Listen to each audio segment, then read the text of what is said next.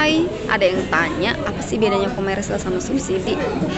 Satu, menurut aku nih, kalau komersil itu developernya itu akan mengikuti berapa lama pun kita tinggal di situ. Misalnya ada banjir, developernya ikut ngurus, maksudnya marketing yang ada di situ, marketernya ikut ngurus.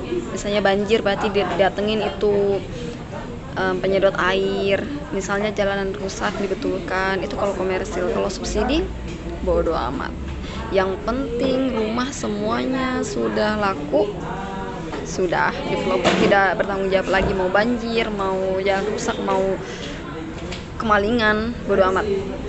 Itu bedanya. Satu. Dua, dari segi lingkungan bisa dilihat, kalau komersil itu kemungkinan besar isinya itu orang-orang menengah ke atas. Kalau subsidi menengah ke bawah. Kebanyakan orang kalau menengah ke atas itu sibuk di kantor, jadi kayak gibah ngerumpi itu kayak minim gitu, walaupun tetap ada ya. Begitupun dengan subsidi. Mungkin kalau subsidi karena orang-orang yang mungkin suaminya saja yang bekerja atau mungkin dua-duanya bekerja, tapi mereka intinya mungkin gotong royongnya lebih banyak, atau di situ ya ngobrolnya, bicarakan orangnya mungkin ada juga gitu.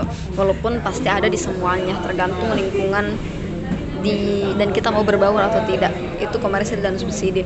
Ada lagi nih komersil dan subsidi dari segi bangunan. Ada yang bilang aku komersil tapi tetap aja tembok itu retak, tetap aja plafon bocor misalnya. Ya semuanya, tidak ada dunia ini yang tidak akan rusak gitu. Jadi walaupun dibilang komersil itu pakai bahan yang bagus, subsidi tidak, tapi kan perawatannya bagaimana? Atau mungkin kita tidak hati-hati, misalnya lagi paku tembok, akhirnya kan bisa retak. Atau misalnya tetangga tiba-tiba rumahnya roboh, kita kena.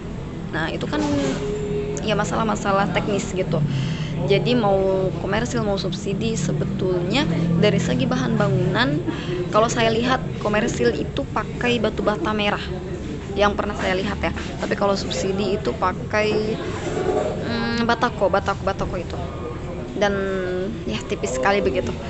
Kalau komersil misalnya sekat antara dua rumah A rumah B, itu sekatnya pakai dua batu bata, jadi kayak lebih tebal gitu. Tapi kalau subsidi satu tembok untuk dua rumah, itu sih salah satunya. Terus apalagi nih kelebihan kekurangannya komersil dan subsidi? Yang aku lihat, kalau subsidi bunganya flat. Mau kita bayar nih bulan pertama cicilan kita 1,2 misalnya, ya udah kita mau ambil 20 tahun segitu, 1,2 selama 20 tahun. Bagus kan gitu. Kalau subsidi, kalau komersil bagaimana? Komersil itu mau kita ambil cash atau kita KPR itu kita beli rumah itu dengan nyicil. Jadi tapi nyicilnya enggak seperti rumah yang subsidi tadi. Kalau subsidi kan bulan pertama 1,2 sampai 20 tahun. Tapi kalau komersil enggak. Kalau komersil 2 tahun doang nih 1,2.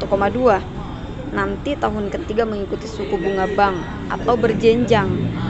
Ada 2 jenis. Jadi kalau beli rumah tanya, ini bunganya berjenjang atau floating?